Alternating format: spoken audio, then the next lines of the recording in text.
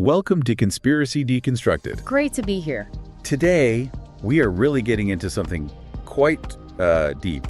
We're looking into a realm of alleged psychological warfare, social engineering on a massive scale.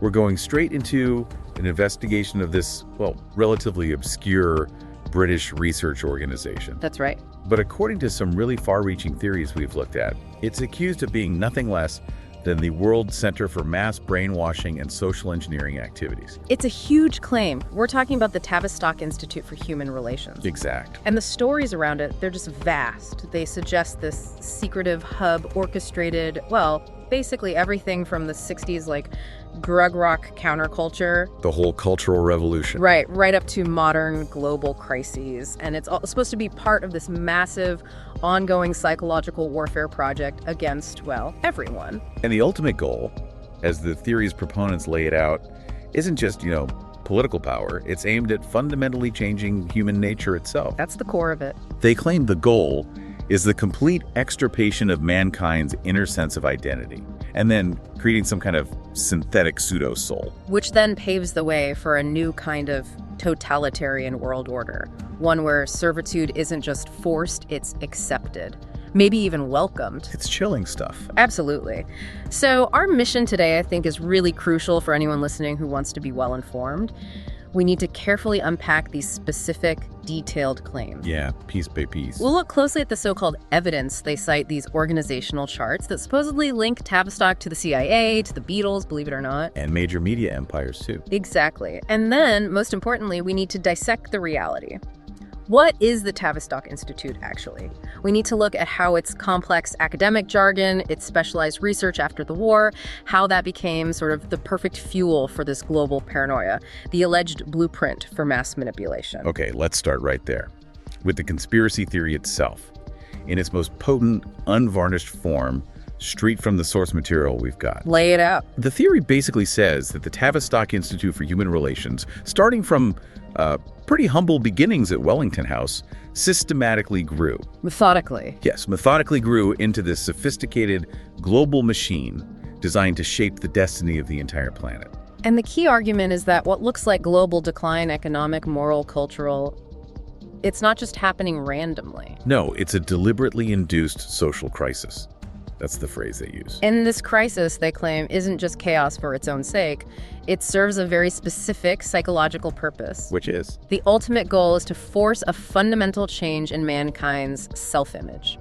The elite, supposedly working through Tavistock, want to engineer a mass psychological shift. Away from what exactly? Away from what they call the man of industrial production. A mindset that values individual creativity, rational thought, technological progress, towards a zero-growth, post-industrial, and fundamentally irrational era. So the core psychological attack is literally rewiring the brain, wiring a new artificial image of man into the human mind. Globally. That's the terrifying claim. It's not just political control, it's cognitive restructuring, mass scale. And those visible signs of decay, the ones that exploded in the 1960s, the anti-war movement, the breakdown of social norms, the whole drug rock counterculture. Yeah. They're presented not as, organic social changes, things rising naturally from generational shifts. Well, as what? As pre-planned, systematic social engineering projects.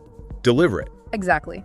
The proponents argue that what the world saw was actually a calculated frontal assault, engineered by the world's top social scientists, behavior engineers. Targeting Western civilization's future. Precisely.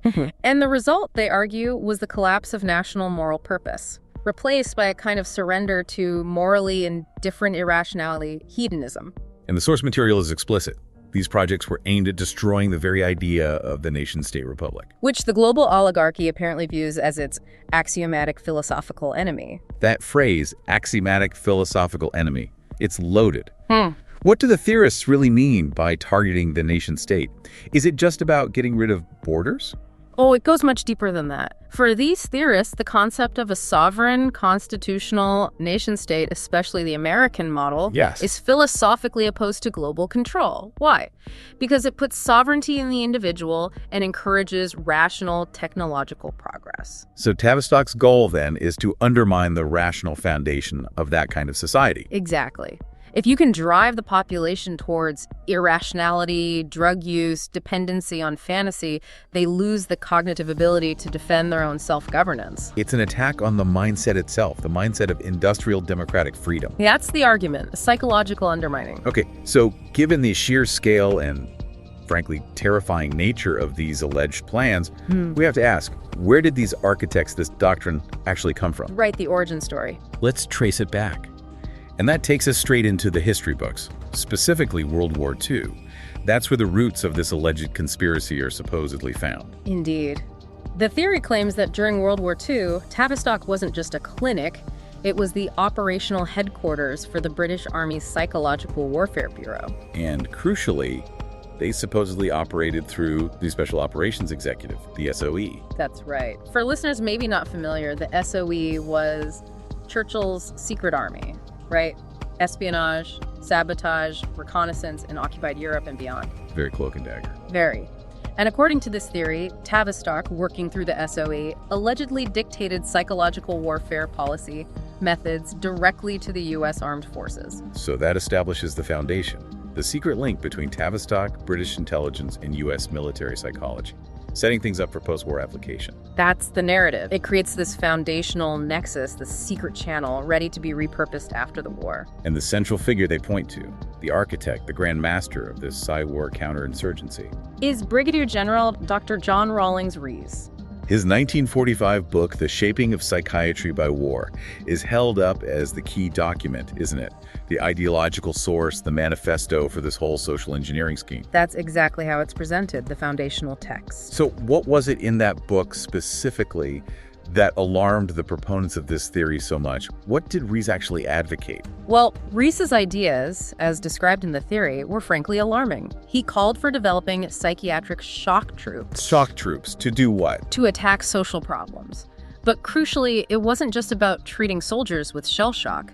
He apparently called for these teams to develop methods of political control by driving the majority of the population towards psychosis, using programmed behavioral modification techniques. Towards psychosis? Yeah. That sounds like inducing mass insanity, not treatment.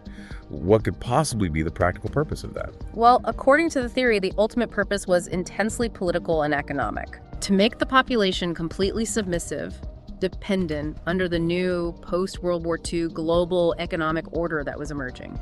So it's about control through manufactured mental breakdown. Rees argued, apparently, that psychiatry had to break out of the institutions. He famously told a group of U.S. Army psychiatrists they needed mobile teams of psychiatrists, free to move around and make contacts with the local situation.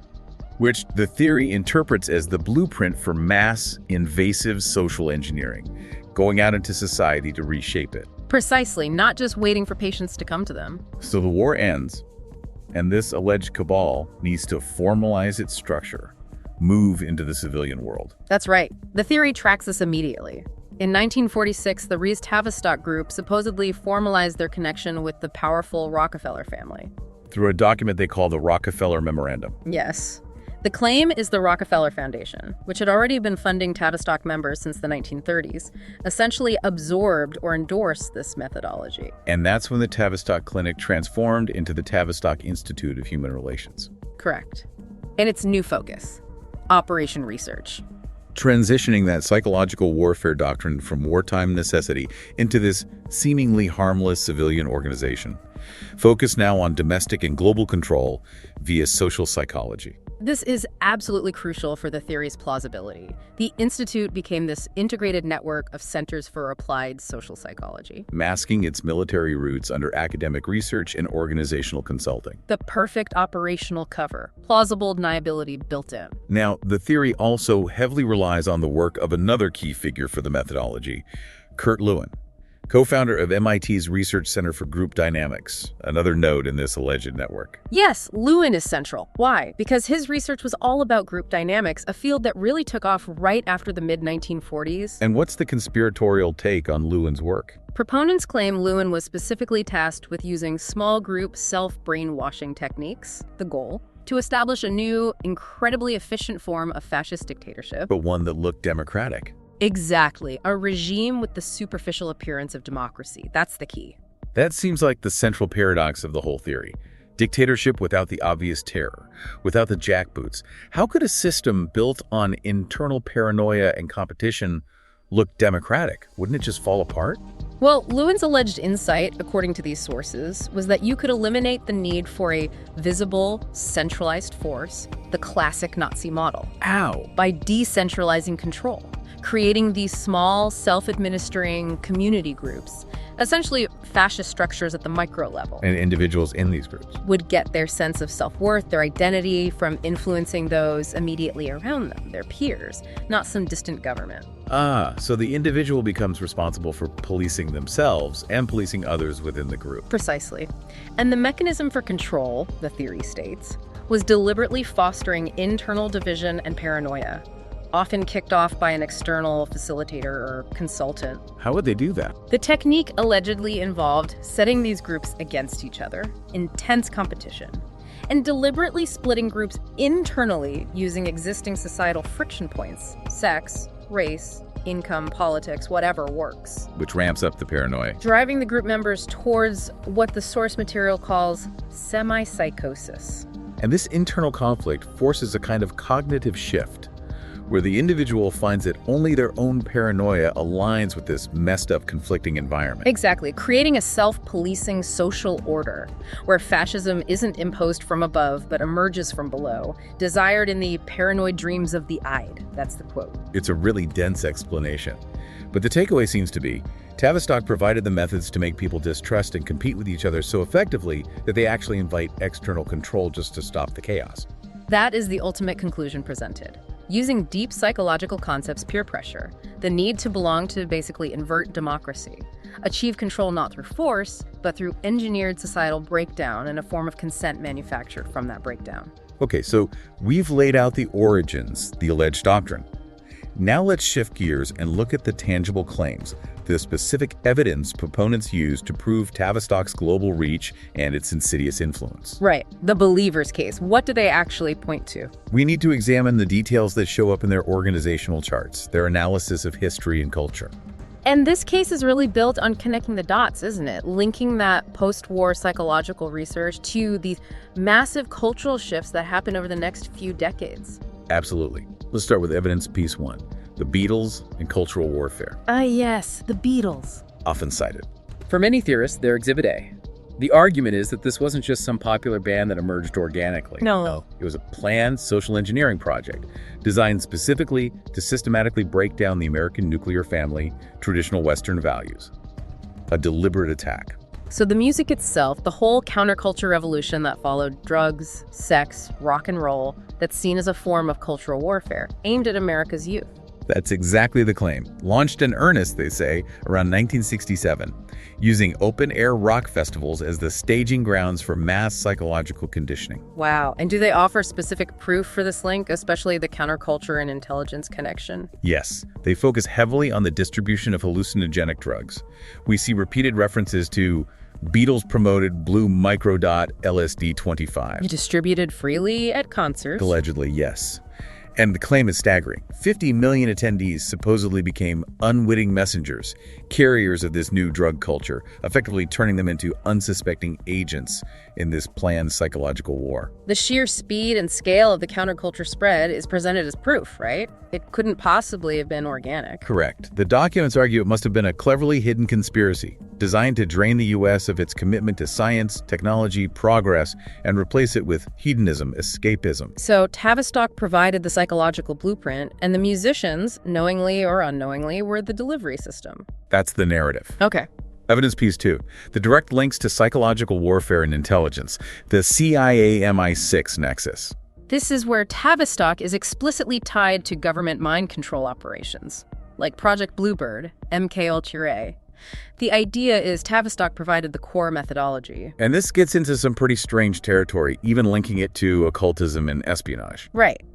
The CIA's Project Bluebird, its quest for mind control, is directly linked by theorists to a 1909 play by Maurice Maeterlinck, The Bluebird. Why that play? Proponents claim it's packed with occult symbols relating to the land of memory. The land of memory. And according to the theorists, that was a precise target for Project Bluebird. Exactly. The attempt to metaphorically enter someone's mind, go through the drawers, rearrange the mental furniture, and leave without being noticed. To access humanity's deepest secrets for manipulation and control. That's the terrifying implication. And it extends to British intelligence, too. The source material goes into detail about alleged MI6 training programs designed by Tavistock experts. In 1979 specifically, with chilling code names like MI6 Beast Programming and Smelly Cheeses Programming. Yes. What did the MI6 Beast training supposedly involve? How does that connect back to Rees's extreme psychological ideas? Well, these programs allegedly used highly coercive methods designed to completely break the recruit's spirit, their sense of individual sovereignty. The MI6 Beast training is said to have included something called the Via Dolorosa, the sorrowful way, described as a Tavistock-designed water torture. Water torture. Bringing recruits to a near-death state to ensure absolute obedience. This breakdown was supposedly linked to a sadomasochistic game, The Rite of Saturn, to weed out the weak and guarantee loyalty to the deep state. And the Smelly Cheeses Programming, what was that about? Used alongside the philosophical book Jonathan Livingston Seagull, apparently, it was designed to encourage recruits who'd been selected to remote view, a kind of psychic spying. And then return like homing pigeons when their programmer called them back. Exactly. The claim is these methods are identical to how terrorist groups screen recruits, all aimed at destroying the individual's core self. Okay, moving on. Evidence piece 3. Subliminal messages in pop culture and occult symbols. The idea that symbols and lyrics hidden in plain sight in mass media are actually territorial marks of ownership by secret societies. A constant, subtle psychological assault meant to destabilize rational belief. And this is where we get the Rain Man motif, which is cited as a classic example of Tavistockian reverse psychology. Explain that again, reverse psychology. The idea is the conspirators tell the truth, but embed it in pop culture in such an unbelievable way that people just dismiss it as crazy, which actually protects the secret. And they point to artists like Eminem, Rihanna, Jay-Z, Bob Dylan, all using the phrase Rain Man, or making explicit references to the Illuminati, New World Order secret societies. Right. The interpretation is, in the world of spies, there are no coincidences. This repetition has to be deliberate signaling. And the visual claims get incredibly specific too. Rihanna's Umbrella video is a key example for them. What do they claim about that video? They argue there's a digitally mastered subliminal message. If you freeze frame one specific scene where she spreads her arms in the rain, defying fluid dynamics apparently, you can clearly see the image of a goat's head, Baphomet, emerging from her womb area. Whoa, and this is interpreted as a deliberate visual message, meant to destabilize rational belief, act as a subtle mark of occult ownership, convey meaning subliminally. And the other symbols they point to, Ankhs, the all-seeing eye, pyramids, Masonic checkerboard floors. all seen as ways to project the power of these secret societies and send subliminal messages of servitude and control. Okay, final category. Evidence piece 4, institutional infiltration and oligarchy. This is the claim that Tavistock's influence isn't isolated but spreads through this massive network, funded and directed mainly by the Rockefeller-Carnegie Foundation complex. And this network supposedly permeates major Western universities, MIT, Harvard, Columbia, Stanford, where these region fascists, as they call them, were allegedly planted in key academic posts. So it's about total, systematic infiltration. The theory basically says the CIA establishment itself was developed to infiltrate all major existing institutions, governments, think tanks, academia. A deliberate preparatory move aimed at establishing a quasi-legal fascist takeover. And this infiltration crucially extends into the media. CBS founder William Paley, for instance, is claimed to have been trained in mass brainwashing at Tavistock during the war. So the idea is that what look like competing networks, NBC, CBS, ABC, are actually all controlled by the same group. Rockefeller Broadcasting Company, System, and Consortium, they call them, all controlled by an interlocking directorate tied to Rockefeller, Rothschild, Morgan, working hand in glove with Tavistock. And this alleged media control is critical Because the media is seen as the primary tool used to create this homogenous culture where popular opinion can be uniformly shaped and controlled. making everyone think the same way. And crucially, making them unable to even recognize the control structure operating behind the scenes. Okay, we've laid out the theory, the origins, the specific pieces of evidence proponents use. It's a comprehensive and frankly terrifying picture. It absolutely is. The scope is immense. Now we have to pivot. We need to look at the actual academic and historical context of the Tavistock Institute. Right, the deconstruction part. And the great irony here, the thing that makes this theory so persistent, so sticky, Is what? is that the Institute's real complexity, its reliance on specialized academic jargon, actually made it a perfect target. An easy, opaque, blank slate for these extreme, malicious interpretations. Okay, let's unpack that jargon then. If Tavistock wasn't running a global mind control operation, what was its actual focus? When the theorists say social engineering the masses, what was really happening? Well, Tavistock's genuine focus, especially after the war, was squarely in organizational psychology and human relations. Okay. Its major lasting contribution academically was the invention and evolution of something called experiential learning in the T group. T for training group. And that laid the foundation for? The entire field of organization development, or OD, which is huge in business and management studies today. We need to pause there. What exactly is a T group? It sounds a bit clinical. What was its original purpose in academia or business? Sure. A T group was essentially a small, unstructured discussion group. The idea was that participants learned about themselves and about group dynamics by interacting face-to-face right there in the moment. And the goal? Initially, often in corporate settings, it was about enhancing leadership skills, improving organizational efficiency, making people deeply aware of how their behavior affects others, and how group pressure actually works, improving communication, team effectiveness. That sounds pretty benign, actually, like team building exercises. On the surface, yes. But here's where the complexity comes in, the part that fuels the conspiracy. The really critical shift Tavistock introduced was accepting that when you study human systems, you can't just isolate subjects like in a lab, do traditional double-blind studies, because the act of studying changes the system. So instead, they developed process consultation methods.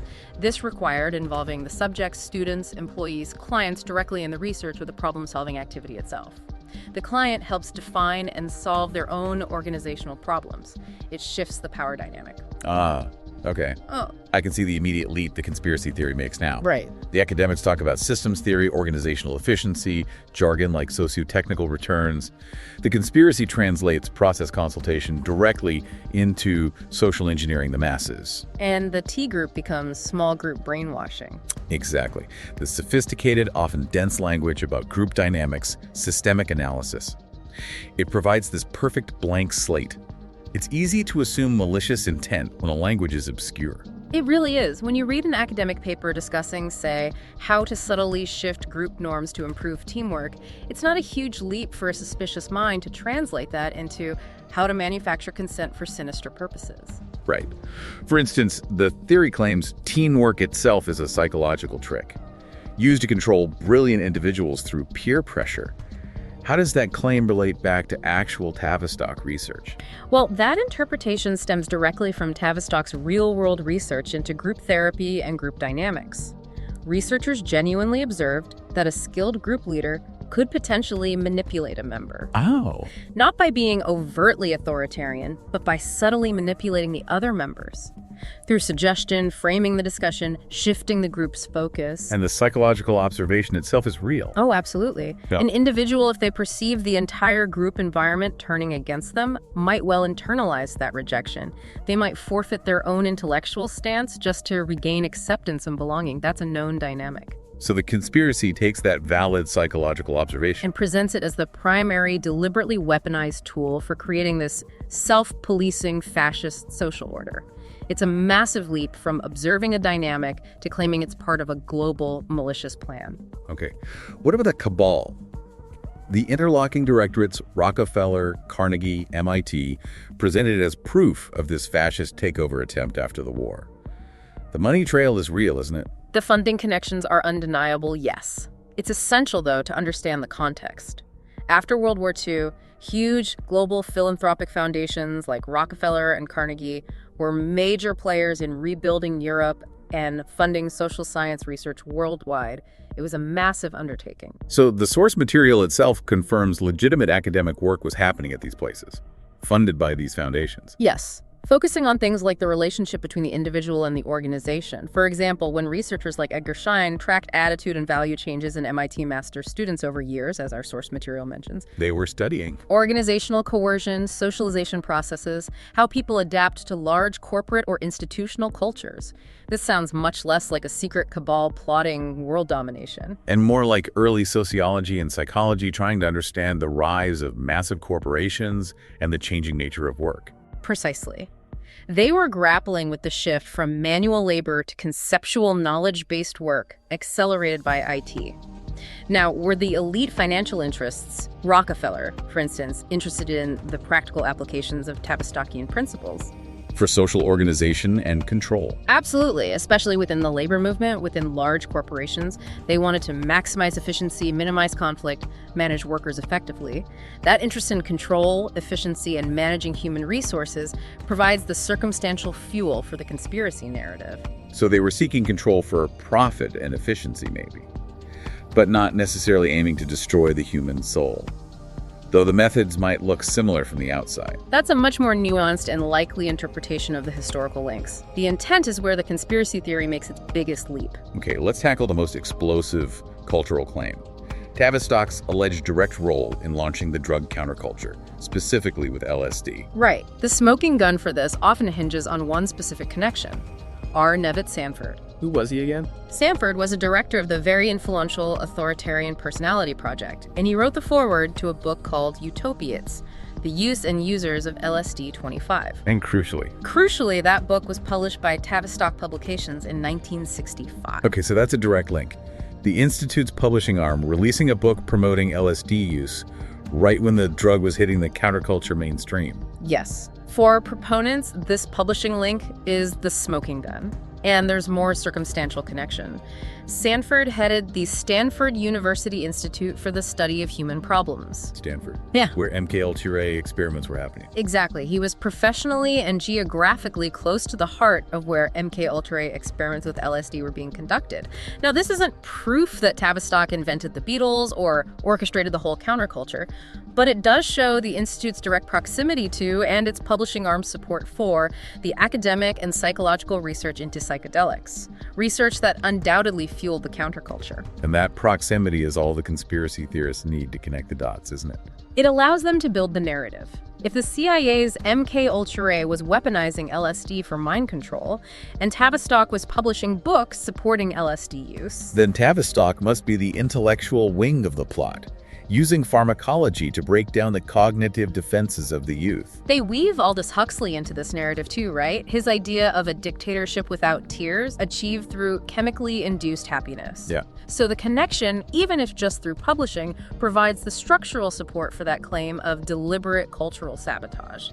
The theory suggests mass psychedelic use among young people was intentionally kicked off by intelligence agencies looking for a pharmacological way to make society passive and dependent. Okay. Lastly, the media control aspect. Television as the ultimate brainwashing tool, creating this homogenous culture. You mentioned this fear stems from real psychological research by Tavistock-linked experts. Yes, figures like Dr. Fred Emery and Eric Trist. Their actual work noted demonstrable psychological effects from watching a lot of television. Such as? It seemed to impair the ability for critical cognitive activity. It could lead to a kind of surrender of reason, a state of dependency. They observed that heavy viewing, say 6 hours or more a day, could have a dissociative effect, pushing people towards infantilism. So the experts themselves weren't screaming mind control, but they were documenting a genuine psychological vulnerability created by consuming mass media. Precisely. And the conspiracy theory grabs onto this demonstrable vulnerability and leaps to alleging total intentional control. Claiming the media creates this world of nonviolent totalitarianism, where democracy and freedom are talked about constantly. But democracy and freedom in a strictly Pickwickian sense. Let's clarify that phrase quickly for listeners. Pickwickian sense. It comes from Dickens' The Pickwick Papers. It means using a word or phrase not literally, but in a peculiar, ironic, often self-serving way, stripped of its real meaning. So the media preaches freedom, but the conspiracy claims it's just empty rhetoric masking centralized control. Exactly. The theory takes the observation that people do get hooked on TV, retreat into infantile fantasies, especially during times of social stress or turbulence. And alleges this is the intended outcome of Tavistock's strategy.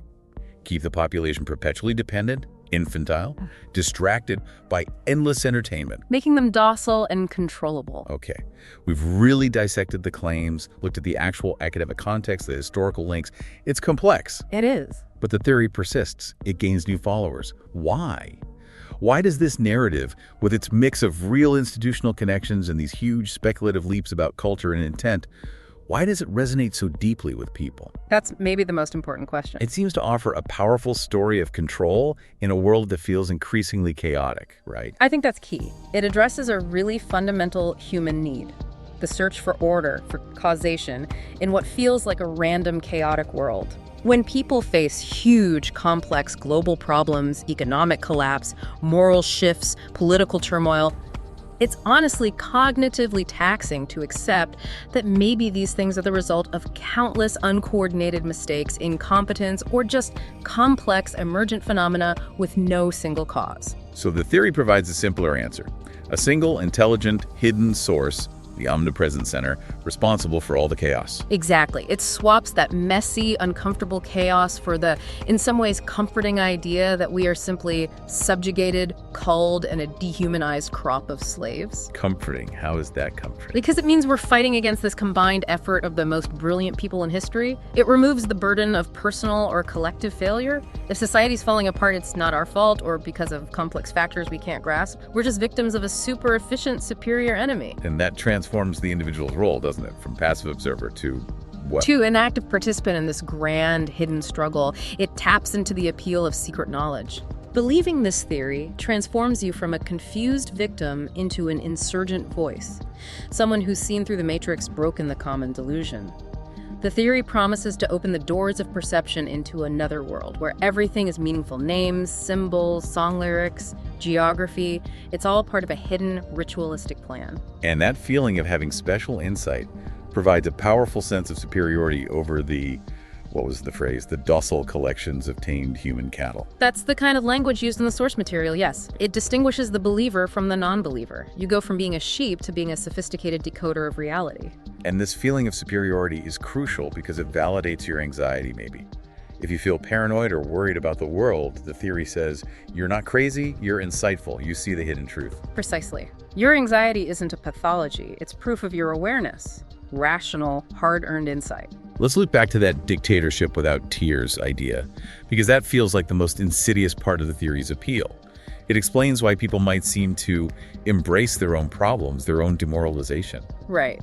The theory posits that these continuous future shocks, economic crashes, energy crises, political instability, what they call social turbulence, deliberately drive society into a state of mass psychosis or anxiety. And instead of fighting back, people naturally retreat. They withdraw into the perceived safety of infantile fantasies provided by media, pop culture, consumerism. They essentially love their servitude because it offers immediate gratification, chemically or visually induced happiness, and escape from the stress. So the ultimate trick, according to the proponents, is convincing the population that what they see on the surface is all there is, making them laugh at you if you try to point to the unseen reality behind the curtain. Yes. And by linking Tavistock's alleged operations to cybernetics, the idea of the brain as just a programmable machine, the theorists frame the battle not just politically, but almost spiritually. And the only defense is developing the creative powers of the individual human mind. That inherent human spark, the search for truth. Individual critical thinking and creativity are presented as the only firewall against this psychological warfare, this cultural colonialism. It's quite a narrative. We've seen how effectively this Tavistock theory packages complex history, real institutional networks, genuine psychological research like T-group dynamics or the cognitive effects of TV into this single, powerful, villainous entity. And Tavistock's real experts, the historical figures, were studying how to overcome resistance, how to manage group dynamics, how to influence environments, techniques they genuinely thought could be useful, maybe even adapted for use on a mass scale for organizational or social improvement. And the very existence of that real research into group manipulation, media effects, organizational control, that gives the entire conspiracy theory its weight, its gravity, its staying power. There's just enough factual basis to make the fictional leaps seem plausible to some. So we leave you, the listener, with this question to think about. Given the sheer volume of information today, the endless shocks, the constant distractions, the highly engineered content coming at us through modern media, do you think you still possess the cognitive capacity to reliably detect manipulation? To think critically outside the pressures of the group dynamic? Or are we all maybe a little too busy, seeking solace in the readily available infantile fantasies that media provides? It's worth considering. Think about the source of your last moment of real anxiety. Did finding a single, perhaps hidden cause for that anxiety provide you with more comfort than wrestling with the confusion of complexity? Something to ponder. We'll see you next time on Conspiracy Deconstructed.